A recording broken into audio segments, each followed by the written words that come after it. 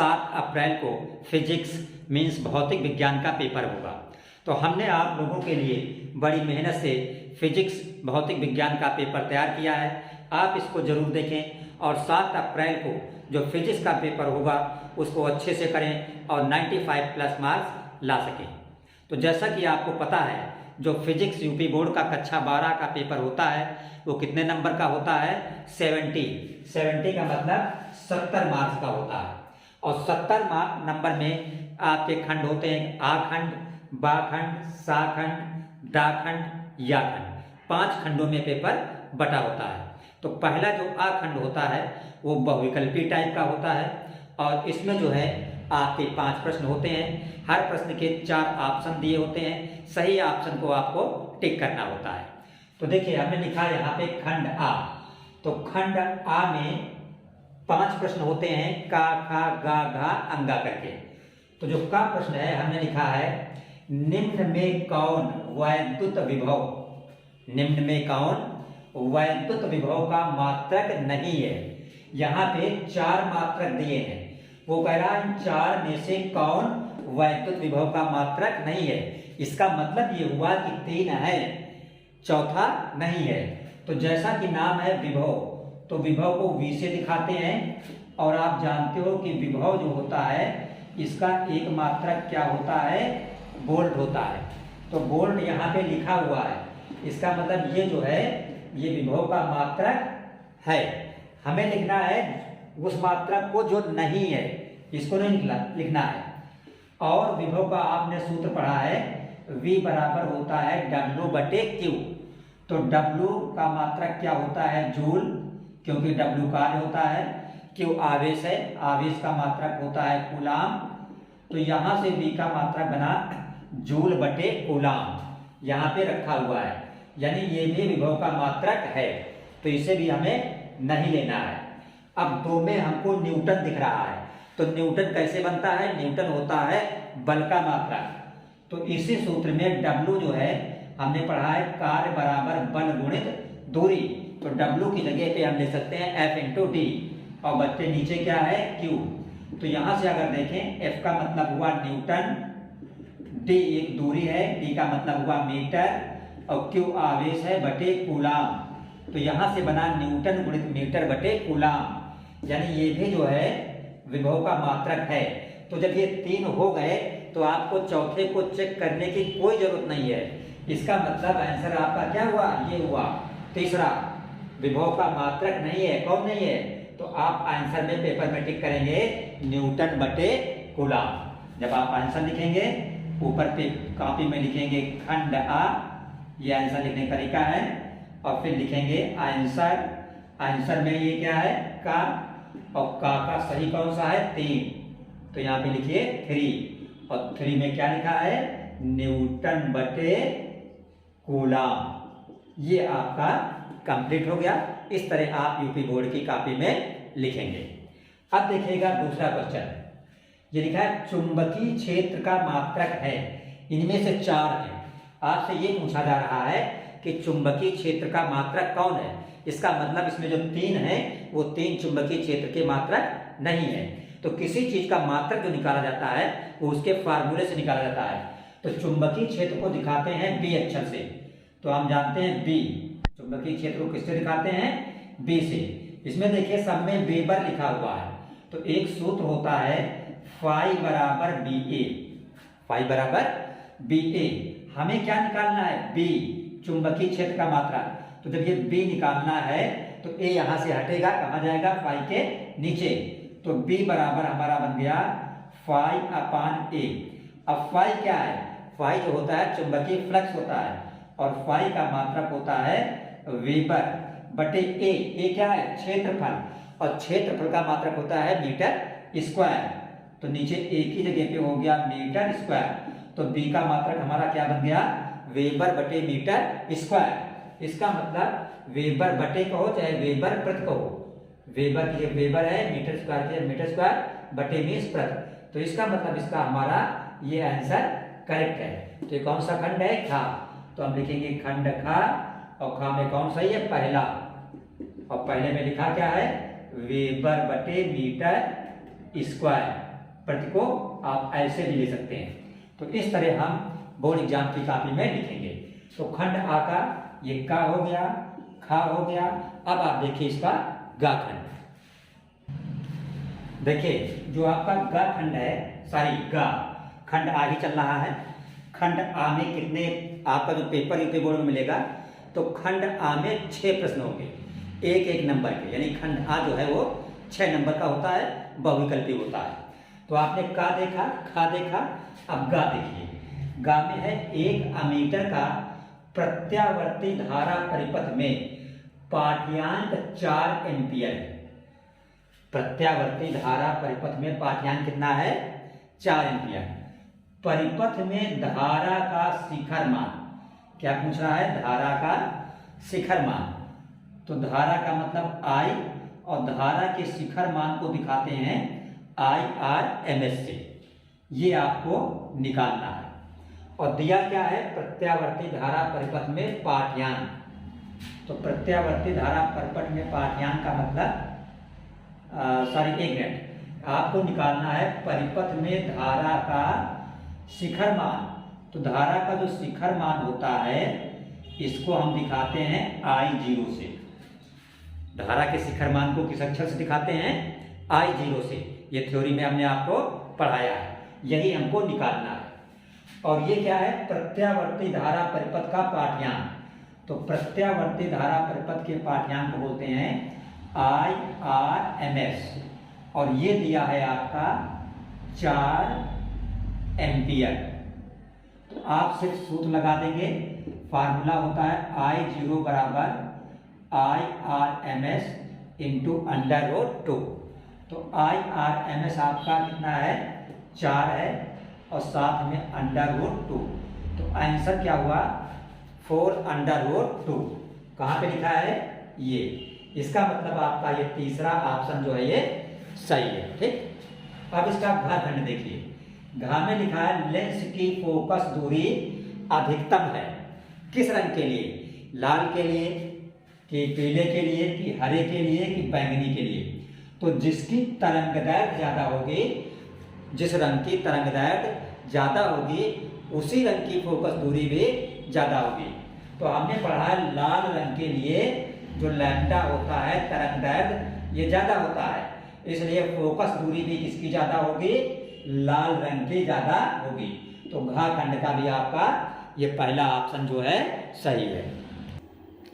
देखिए जो इसका अगला क्वेश्चन है, लिखा हुआ है प्रिज्म से गुजरने पर किस रंग का प्रकाश का विचलन अधिक होता है? तो आप जानते हैं जब प्रिज्म से प्रकाश गुजरता है तो जिस रंग का लैम्डा कम होता है उसका विचलन सबसे ज्यादा होता है। तो आपने पढ़ा है इन रंगों में बैंगनी रंग का जो लैम्डा है तरंगदैर्घ्य कम होता है, इसलिए बैंगनी रंग का ही विचलन अधिक होगा। तो ये ऑप्शन आपका करेक्ट हो जाएगा। अगला देखिए, लिखा है हाइड्रोजन स्पेक्ट्रम की बामर श्रेणी वैद्युत चुंबकीय स्पेक्ट्रम के किस भाग में आती है? तो थ्योरी में आपने पढ़ा है कि हाइड्रोजन स्पेक्ट्रम की जो बामर श्रेणी होती है वो अवैद्युत चुंबकीय स्पेक्ट्रम के दृश्य भाग प्रकाश में होती है, इसलिए ये ऑप्शन इसका करेक्ट। देखिए खंड आ कंप्लीट हुआ। अब आप खंड बा देखिएगा। खंड बा में भी खंड आ की तरह 6 प्रश्न होंगे और सभी 6 प्रश्न एक एक नंबर का होगा। मीन्स टोटल 6 नंबर का ये खंड बा भी होगा। लेकिन इसमें क्वेश्चन तो एक एक नंबर के होंगे, लेकिन ऑप्शन नहीं दिए होंगे। आपको क्वेश्चन का आंसर खुद लिखना है। तो देखिए खंड बा का पहला क्वेश्चन है, लिखा यदि शुद्ध जल का परावैद्युतांक 81 है। तो परावैद्युतांक को दिखाते हैं के अक्षर से। तो हमने लिख दिया के बराबर 81। लिखा इसकी निरपेक्ष वैद्युतशीलता कितनी होगी? तो निरपेक्ष विद्युतशीलता को दिखाते हैं अपसाइलन से। ये हमको निकालनी है। क्या निकालनी है? निरपेक्ष वैद्युतशीलता मीन्स अपसाइलन। तो एक सूत्र आपने पढ़ा है चैप्टर नंबर 1 में कि के बराबर होता है अपसाइलन अपान अपसाइलन नॉट। हमें क्या निकालना है? अपसाइलन निकालना है। तो इसका इसमें क्या होगा? तिरछा गुना, क्रॉस मल्टीप्लाई। तो अपसाइलन इक्वल बराबर हो गया के अपसाइलन नॉट। तो के की जगह पे आप रख दीजिए 81 इंटू अपसाइलन नॉट का ये वैल्यू जो है आपको याद भी होना चाहिए और पेपर में दिया भी होता है इसका मान। तो आप साइलेंट नॉट की जगह पे आप रख दीजिए 8.85 इंटू 10⁻⁻12। अब इसका गुणा कर लीजिए, आंसर आ जाएगा। बिल्कुल आसान है, गुणा आप कर लेंगे 8.85 को 81 से, राइट। खा खंड देखिएगा, लिखा है धारा घनत्व से आप क्या समझते हैं, मात्रक लिखो। तो हमने धारा घनत्व की यहाँ पे परिभाषा लिख दी है। क्या लिखा हमने, चालक के एकांक क्षेत्रफल से प्रवाहित वैद्युत धारा को धारा घनत्व कहते हैं। इसे J से प्रदर्शित करते हैं और इसका सूत्र क्या लिखेंगे, J बराबर I/A। ये धारा घनत्व का क्या हो जाएगा, सूत्र हो जाएगा। तो जो मात्रक इसका आप लिखेंगे, मात्रक लिखा जाता है किसी भी चीज का उसके फार्मूला सूत्र को देख के। तो I का मतलब एम्पियर बटे A का मतलब मीटर स्क्वायर। तो ये धारा घनत्व का मात्रक हो गया, एम्पियर बटे मीटर स्क्वायर। इसका अगला क्वेश्चन है खंड का, खंड बा का अगला क्या है, का आपने देखा, खा देखा, गा में क्या है, धारा मापी में लोहे की क्रोड का क्या लाभ है। तो आप आंसर लिखेंगे, इससे चुंबकीय क्षेत्र की तीव्रता बढ़ जाती है तथा बल रेखाएं ध्रुव खंडों के बीच केंद्रीय बिंदु की ओर जाती है। घा खंड है, वैद्युत चुंबकीय प्रेरण में लेंज का नियम क्या है। तो आप आंसर में क्या लिखेंगे, किसी परिपथ में प्रेरित विद्युत वाहक बल अथवा प्रेरित धारा की दिशा सदैव ऐसी होती है कि यह उस कारण का विरोध करती है जिससे स्वयं उत्पन्न होती है। देखिए खंड बा का जो अगला क्वेश्चन है, आपसे पूछा वैद्युत चुंबकीय तरंगों के स्पेक्ट्रम की आवृत्ति के बढ़ते क्रम में लिखो। जो वैद्युत चुंबकीय तरंगों का स्पेक्ट्रम होता है उनको बढ़ते क्रम में लिखना है। किसके बढ़ते क्रम में, आवृत्ति के बढ़ते क्रम में। तो ये देखिए आंसर लिखा हुआ है, आवृत्ति के हिसाब से सबसे पहले आप लिखेंगे रेडियो तरंगे, फिर रेडियो तरंगों से ज्यादा आवृत्ति होती है माइक्रो तरंग की, फिर अवरक्त विकिरण, फिर दृश्य विकिरण, फिर पराबैंगनी किरण, फिर एक्स किरणों की और उसके बाद गामा किरणें। अगला क्वेश्चन देखिए, अगला है परमाणु द्रव्यमान मात्रक से क्या तात्पर्य है। तो उत्तर आप लिखेंगे, कार्बन परमाणु 6C12 के द्रव्यमान के 12वें भाग को परमाणु द्रव्यमान मीन्स 1 AMU कहते हैं। आगे है किलोग्राम के साथ इसका क्या संबंध है।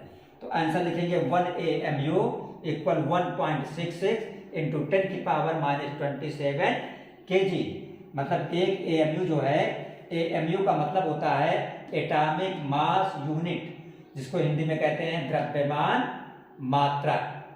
तो एक AMU बराबर होता है 1.66 गुणित 10⁻⁻27 किलोग्राम। इस तरह आपका खंड बा भी कंप्लीट हो गया। देखिए जो खंड सा आपका है, खंड सा में 4 प्रश्न होंगे। कितने होंगे, 4, और हर प्रश्न 2 नंबर का होगा। तो 4 × 2 कितना हुआ, 8, यानी खंड सा जो है वो आपका 8 नंबर है।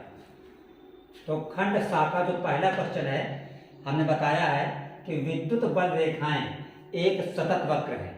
ये बल रेखाएं यकायक विखंडित नहीं हो सकती, क्यों। तो आप इसका आंसर क्या लिखेंगे, लिखेंगे यदि बल रेखाएं यकायक टूटती हैं तो इसका अर्थ यह है कि एकांक धन आवेश एक स्थान से दूसरे स्थान पर अचानक चला जाता है, जो कि असंभव है।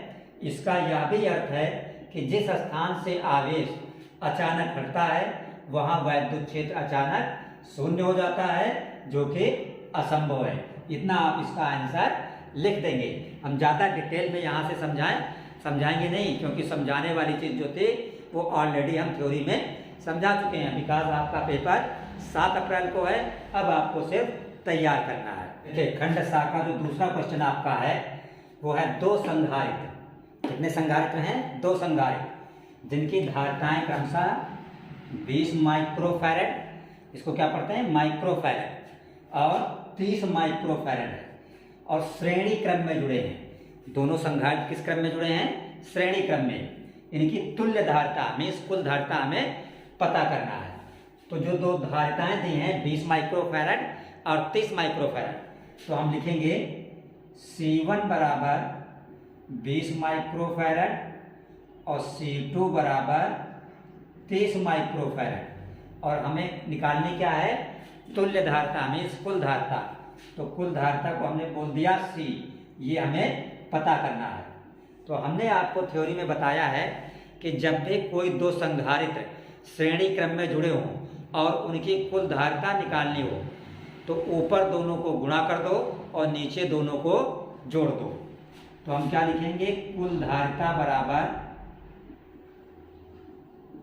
ऊपर दोनों का गुणा यानी C1 गुणित C2 और नीचे दोनों का योग मीन्स C1 प्लस C2।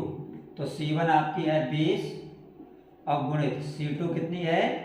30 बटे C1 आपकी है 20 प्लस C2 कितनी है? 30। तो यहाँ देखिए 20 और 30 का आप गुणा करेंगे ऊपर तो 6 हो जाएगा। नीचे 20 में 30 जोड़ेंगे तो कितना हो जाएगा? 50 हो जाएगा। ये एक जीरो आप काट दीजिए। ऊपर 60 बचा, नीचे 5। तो जब आप 5 से 60 को भाग करेंगे तो आंसर कितना आ जाएगा? 12।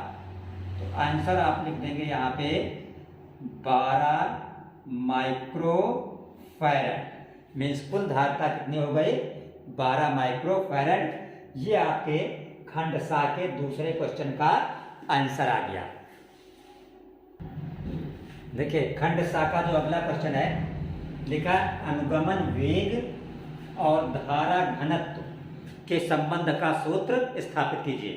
तो आप जानते हैं अनुगमन वेग को दिखाते हैं इस अक्षर से VD से।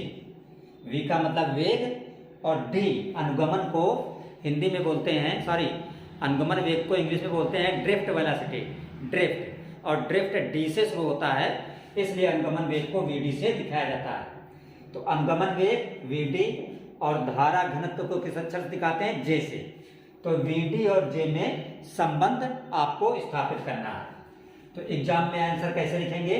आप लिखेंगे माना किसी चालक में इलेक्ट्रॉनों का अनुगमन वेग VD, तो चालक के परिच्छेद A, परिच्छेद का मतलब क्षेत्रफल से प्रवाहित धारा I बराबर NEAVD। ये धारा I का सूत्र बन जाएगा। फिर लिखेंगे जहां पे N, ये N क्या होता है? एकांक आयतन में मुक्त इलेक्ट्रॉनों की संख्या, और स्मॉल e क्या होता है? इलेक्ट्रॉन का आवेश, और इसका मान होता है 1.6 गुणित 10 की घात -19। आगे हम लिखेंगे कि हम जानते हैं कि, क्या जानते हैं? हमने पढ़ा अभी J बराबर I बटे A। आगे बराबर लगा देंगे, ये I है तो I की जगह पे ये I का मान रख देंगे NEAVD। नीचे A है तो हमने A रख दिया। अब ये A और ये A कट जाएगा तो J बराबर क्या बचेगा? NEAVD। अब J को कहते हैं धारा घनत्व और VD को कहते हैं अनुगमन वेग। ये J क्या है? ये आप जानते हैं, इसको बोलते हैं धारा घनत्व, और VD क्या है? इसको बोलते हैं अनुगमन वेग। यही हमसे पूछ रहा था, अनुगमन वेग और धारा घनत्व में संबंध। तो क्या निकला? J बराबर NEAVD। हमने लिख दिया यही अनुगमन वेग एवं धारा घनत्व में संबंध का सूत्र है।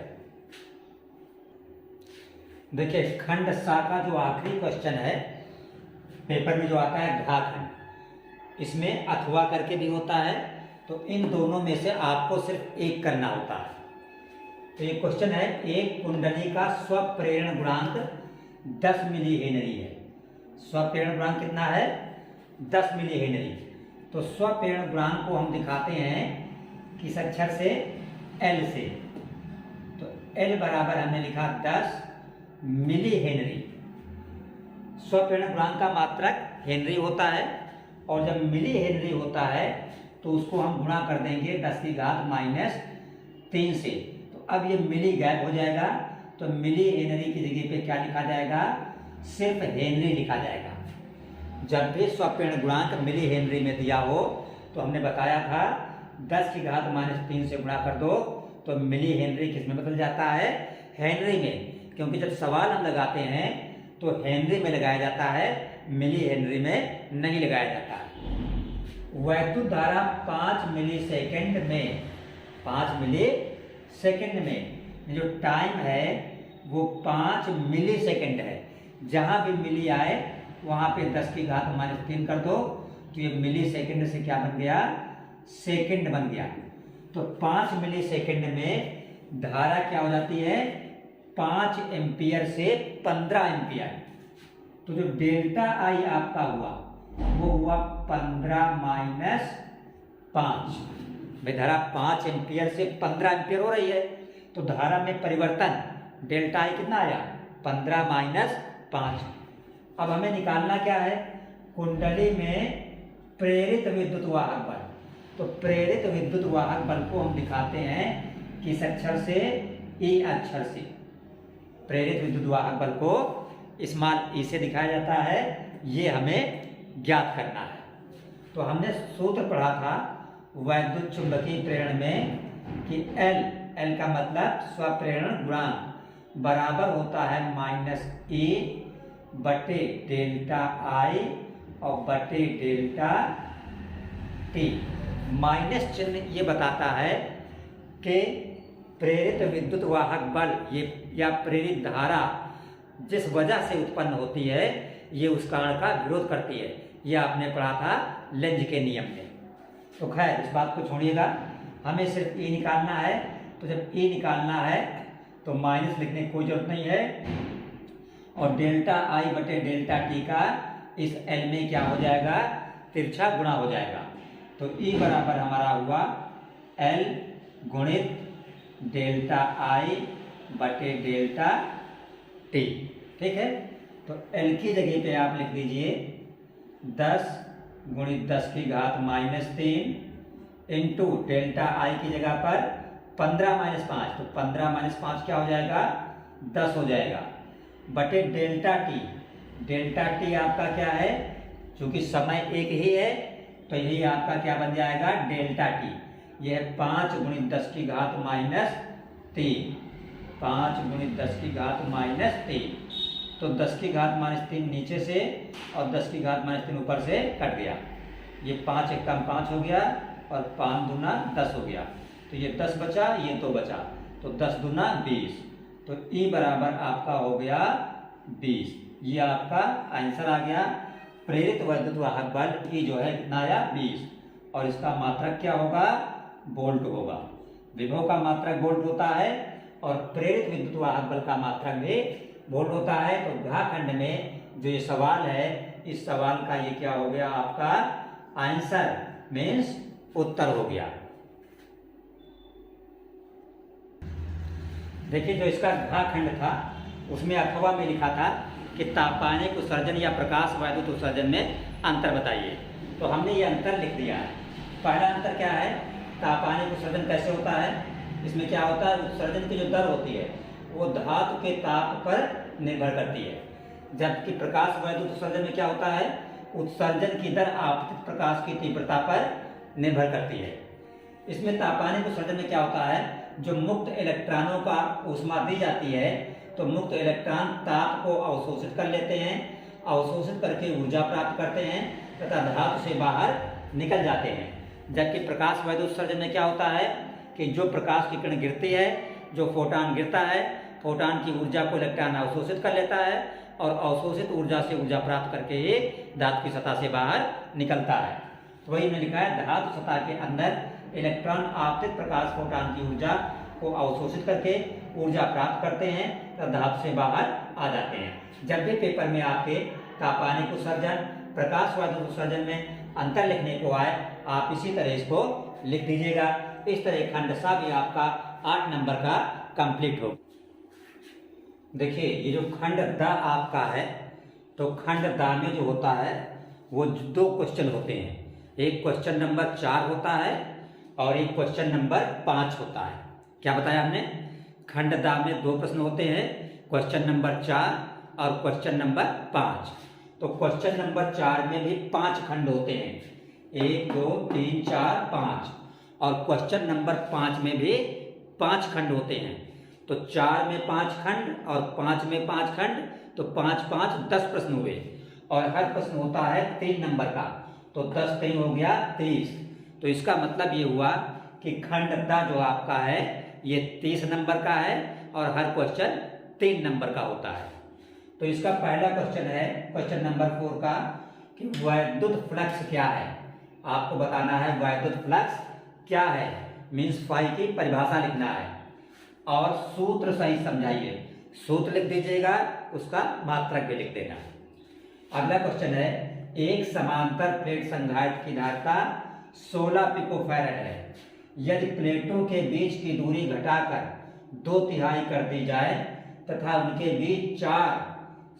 उनके बीच परावैद्युतांक 3 का कोई पदार्थ भर दिया जाए तब संघाट की धारिता क्या होगी।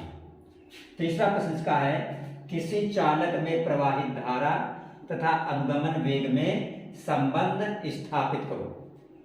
अगला क्वेश्चन है किसी धारावाही को अमीटर में कैसे परिवर्तित करते हैं, मीन्स धारा मापी को अमीटर में कैसे बदला जाता है, परिपथ द्वारा स्पष्ट कीजिए, मीन्स चित्र बनाना है। और लास्ट क्वेश्चन है क्वेश्चन नंबर 4 का स्वप्रेरण गुणांक की परिभाषा तथा मात्रक लिखो।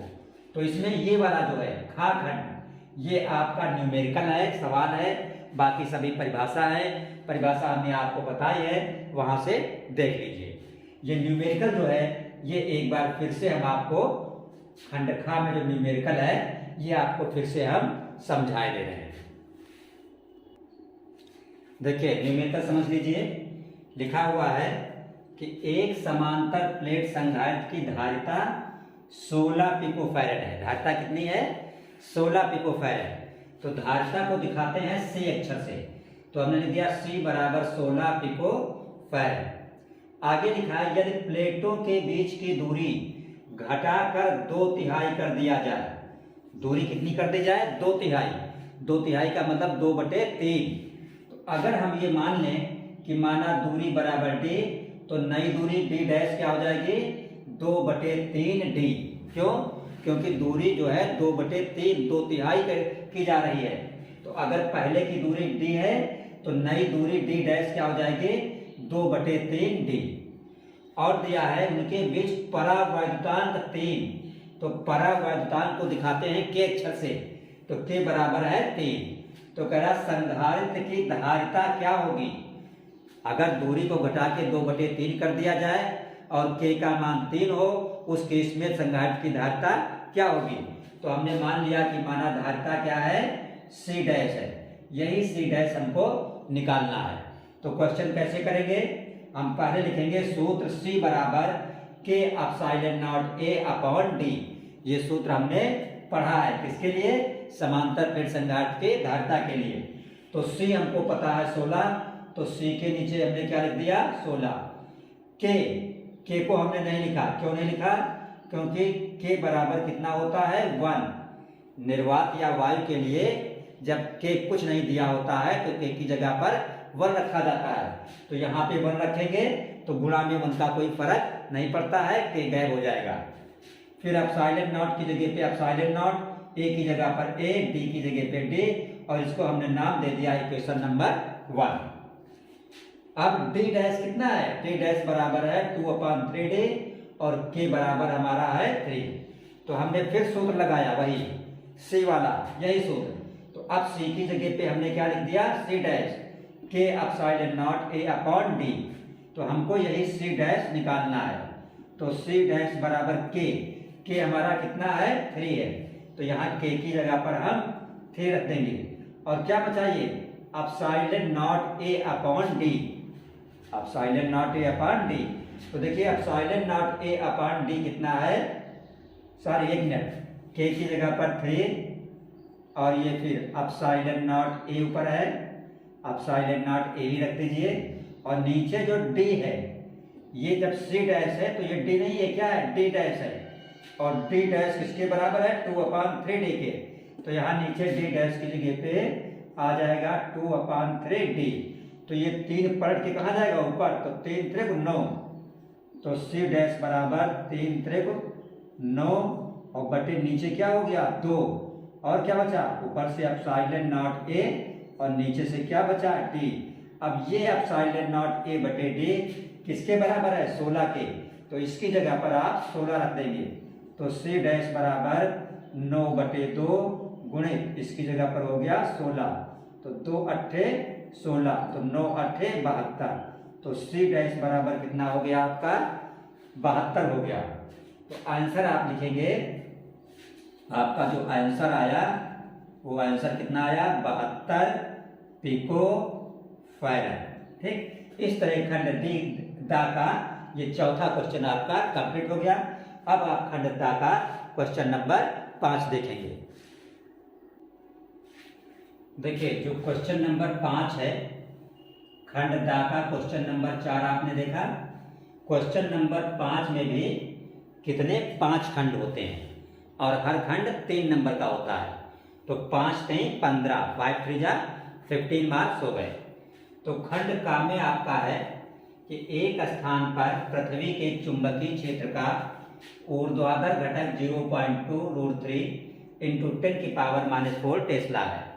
यदि उस स्थान पर नतकोण 30 अंश हो तो चुंबकीय क्षेत्र के क्षैतिज घटक का मान ज्ञात करो। ये क्या है न्यूमेरिकल है, ये आपको हम करके यहीं पे दिखा देंगे। खा में क्या है तरंगों के वैद्युत चुंबकीय सिद्धांत को स्पष्ट करो। खंड गा में क्या है संपर्क में रखे दो पतले लेंसों के संयोजन की फोकस दूरी ज्ञात करो। ये वो वाला सूत्र है जो आता है 1/f बराबर 1/f1 प्लस 1/f2। ये सूत्र आपको प्राप्त करना है। और इसी में अथवा में क्या है क्वेश्चन द्रव्यमान क्षति क्या है और द्रव्यमान क्षति की सहायता से बंधन ऊर्जा को समझाइए। अगला इसका अगला खंड है चुंबकत्व का परमाणुवीय मॉडल क्या है। और लास्ट इसका खंड है हाइगेंस की द्वितीयक तरंगिकाओं का सिद्धांत क्या है। इसके सभी खंड जो है वो 3-3 नंबर के होते हैं। अब आप ये न्यूमेरिकल देख लीजिए, बहुत ही आसान है। तो न्यूमेरिकल हम आपको बता रहे हैं।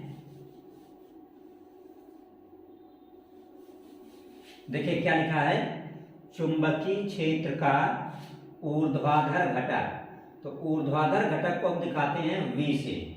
V हमारा है 0.2√3 इंटू 10 की पावर -4 टेस्ला और दिया है नतकोण 30 अंश। नतकोण कितना है 30 अंश।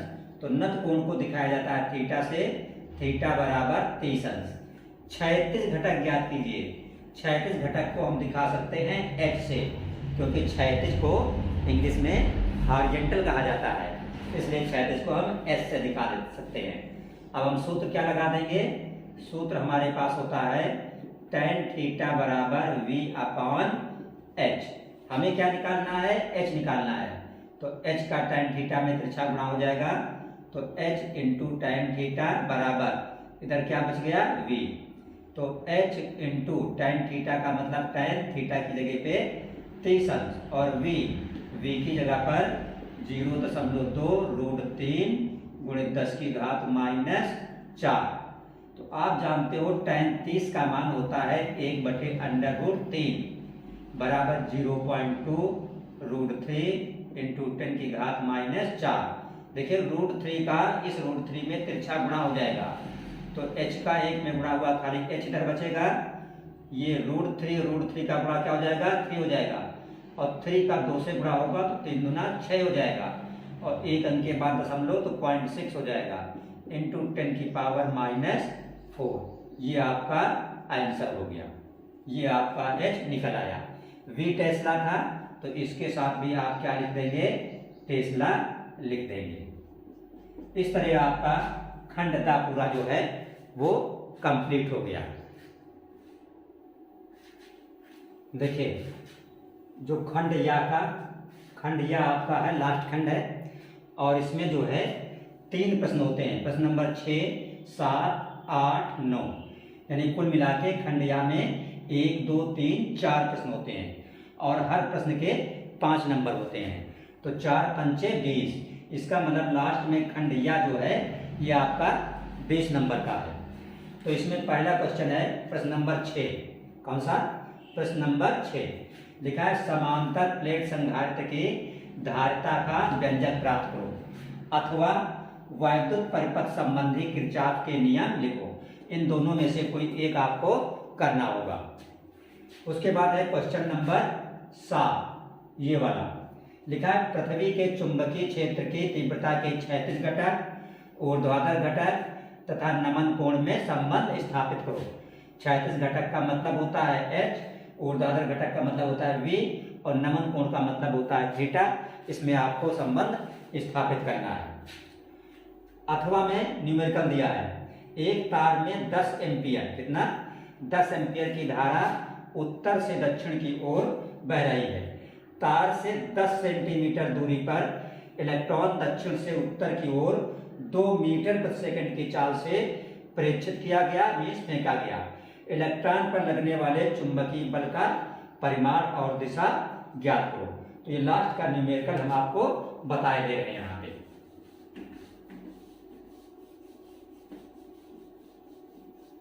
देखिए यहाँ पे आपको धारा दी है 10 एम्पियर, तो आप लिखेंगे I बराबर 10 एम्पियर,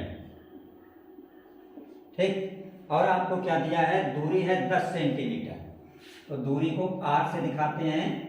R बराबर 10 सेंटीमीटर और सेंटीमीटर को अगर आप 10 की घात -2 से गुणा कर दें तो ये बन जाता है मीटर, क्योंकि दूरी जो है मीटर में रखी जाती है, सेंटीमीटर में नहीं रखी जाती है। ये क्या है? वेग है 2 मीटर प्रति सेकंड, तो वेग को दिखाते हैं v से। v बराबर आपका है 2 मीटर प्रति सेकंड। चुंबकीय बल का परिमाण, बल का मतलब F ज्ञात करना है, और क्या ज्ञात करना है? दिशा ज्ञात करनी है। तो बहुत ही आसान है।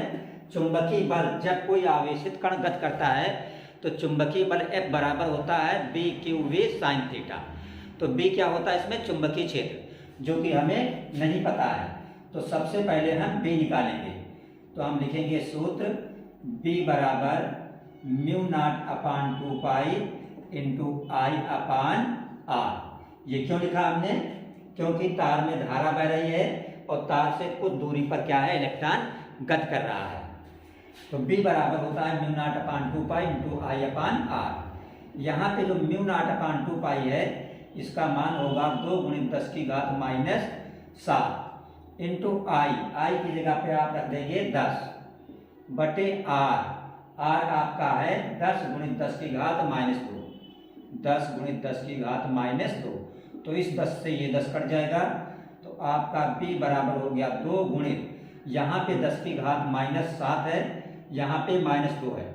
ये -2 जब ऊपर जाएगा तो +2 हो जाएगा, तो 10 की घात -7 + 2, इसका मतलब B बराबर आपका आ गया 2 × 10 की घात 7 से 2 गया 5 -5।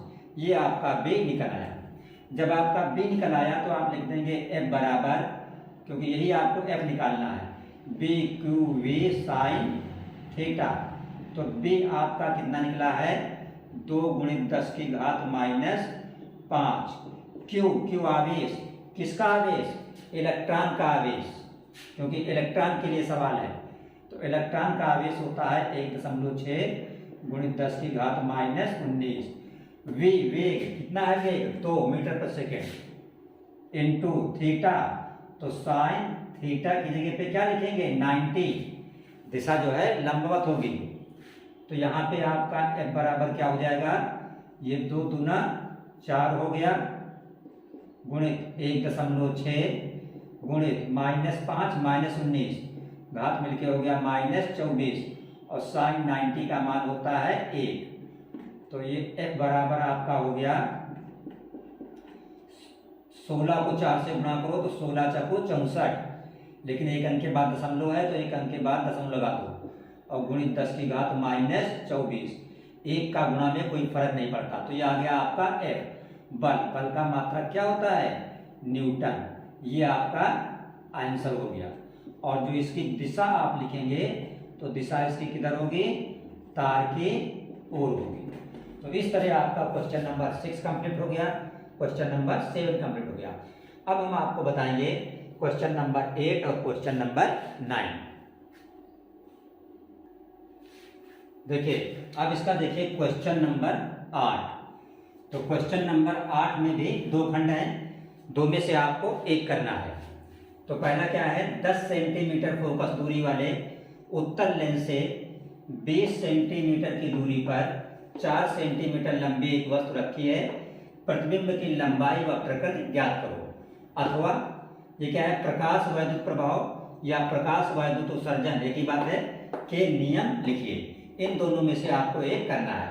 ये क्वेश्चन थ्योरेटिकल है, आप खुद कर लेंगे। ये न्यूमेरिकल है, ये हम आपको बता दे रहे हैं।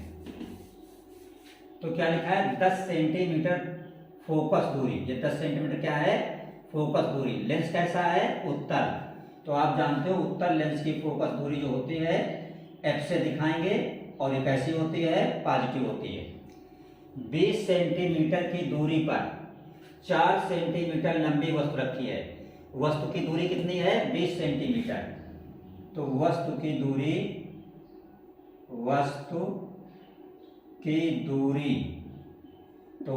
दूरी को किस अक्षर से दिखाते हैं, यू से। जो वस्तु रखी होती है लेंस के सामने, तो वस्तु से लेंस से वस्तु की दूरी को यू अक्षर से दिखाते हैं। तो वस्तु की दूरी यू बराबर कितनी है, 20 सेंटीमीटर। तो यू कैसी होती है, निगेटिव होती है, क्योंकि लेंस में जब आप उत्तल लेंस बनाएंगे ऐसे, तो वस्तु किधर होती है, इस तरह। इधर की दूरी पॉजिटिव, इधर की दूरी निगेटिव, इसलिए यू आपका क्या हो गया, माइनस। 4 सेंटीमीटर लंबी वस्तु की लंबाई कितनी है, 4 सेंटीमीटर। तो जो वस्तु की लंबाई होती है इसको हम दिखाते हैं ओ अक्षर से, और ये बराबर है 4 सेंटीमीटर। ये भी धनात्मक रहेगी, क्यों, क्योंकि लेंस के सामने आप वस्तु कैसे रखते हैं, ऐसे। तो ये एक्स अक्ष के ऊपर है, इसलिए ये दूरी धनात्मक होती है। अब निकालना क्या है, प्रतिबिंब की लंबाई और प्रकृति। तो लंबाई का मतलब आई, प्रतिबिंब की लंबाई को क्या कहते हैं, आई। ये हमें निकालना है। तो देखिए आई कैसे निकालते हैं। आई का सूत्र होता निकालने के लिए m बराबर आई बटे ओ बराबर माइनस वी बटे यू। तो यहाँ पे हमको v और u पता होना चाहिए। तो हमको v पता है, u नहीं पता है। तो सबसे पहले हम क्या करेंगे, इसमें हमें u पता है, सबसे पहले हम v निकालेंगे। तो v किस सूत्र से निकालेंगे, लेंस का सूत्र होता है 1/f बराबर 1/v माइनस 1/u। ये क्या है, आपका लेंस का सूत्र है। तो 1/f, f की जगह पे कितना आएगा आपका 10 बराबर 1/v। v निकालना है, जो निकाला जाता है उसके साथ चिन्ह नहीं लगाते हैं। माइनस 1/u, u आपका है -20। तो माइनस माइनस क्या हो जाएगा, प्लस हो जाएगा। तो इसलिए यहाँ पे हम क्या कर देंगे, प्लस कर देंगे। तो अब 1/20 प्लस का जो है इधर आएगा तो माइनस हो जाएगा। तो 1/10 माइनस 1/20 बराबर इधर क्या बच गया, 1/20। 10 और 20 का लघुत्तम कितना होता है, 20 होता है। 10 गुना 20 2 हो गया, 20 से कम 20 1 हो गया, बराबर 1/20। 2 से 1 गया, 1 बचेगा। तो 1/20 बराबर 1/20। तिरछा गुणा कर दो, v का 1 में गुणा v और 20 का 1 में गुणा 20। तो v बराबर आपका कितना आ गया, 20 आ गया। v बराबर कितना आ गया, यहाँ पे आपका 20 आ गया। अब हम क्या करेंगे इसमें कि अब हम सूत्र लगा देंगे। हमको पता है कि I/O बराबर होता है माइनस V/U। तो I जो हमारा है, I हमारा कितना है, I हमें निकालना है। अपान O, जो O हमारा है ये कितना है, 4 है, बराबर माइनस V। V हमारा कितना आया है, 20 आया है, बटे U। U हमारा कितना था, -20 था। ठीक है, -V/U। V हमारा आया है यहाँ पे 20। 10 गुना 20, 2 से 1 गया, 1 हो गया। यहाँ पे देखिएगा I/O बराबर हम लिखेंगे V/U। तो ये V है, v हमारा 20 निकला है, और u जो है u भी हमारा कितना है 20 ही है, ठीक है। v हमारा जो निकला है वो कितना निकला है 20 निकला है, हाँ सही है। तो ये 20 कट जाएगा तो क्या बचेगा, 1 बचेगा। तो I बराबर यहाँ पे 1 बचा तो 4 1 कम 4 हो गया, और ये इधर माइनस है तो I बराबर -4, यानी प्रतिबिंब की लंबाई 4 है। माइनस चिन्ह ये बता रहा है कि प्रतिबिंब का किधर होगा, नीचे बनेगा। इस तरह कि जैसे ये लेंस है, इधर वस्तु रखी है तो प्रतिबिंब यहाँ बनेगा, तो नीचे बनेगा, तो नीचे की दूरी क्या होती है, निगेटिव होती है। तो आंसर में आप क्या लिखेंगे, आंसर में आप लिखेंगे प्रतिबिंब की लंबाई, प्रतिबिंब की लंबाई बराबर 4 सेंटीमीटर। और प्रकृति कैसी होगी, प्रकृति में लिखेंगे वास्तविक और उल्टा। उल्टा क्यों, क्योंकि ये मान निगेटिव आ रहा है। अब हम देखेंगे इसका क्वेश्चन नंबर 9। देखिए जो लास्ट क्वेश्चन है ये क्वेश्चन नंबर 9। तो क्वेश्चन नंबर 9 में भी उसी तरह 2 खंड हैं, आपको ये करना होगा। पहला है कोणीय वर्ण विक्षेपण क्या है, यानी कोणीय वर्ण विक्षेपण की सिर्फ परिभाषा लिखना है, और पतले प्रिज्म के लिए इसका व्यंजक प्राप्त करना है। अथवा में क्या है, बोहर के सिद्धांत से इलेक्ट्रॉन की nवीं कक्षा, कौन सी कक्षा, nवीं कक्षा की त्रिज्या का व्यंजक r बराबर n² h² ε0 upon pi mze² का व्यंजक जो है आपको प्राप्त करना है।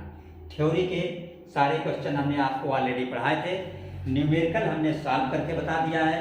आप पूरा सा पेपर तैयार कर लीजिए और अच्छे मार्क्स आएंगे। जो हमने हिंदी का पेपर बनाया था उसमें भी काफ़ी कुछ लगभग 90% के लगभग फंसा हुआ है।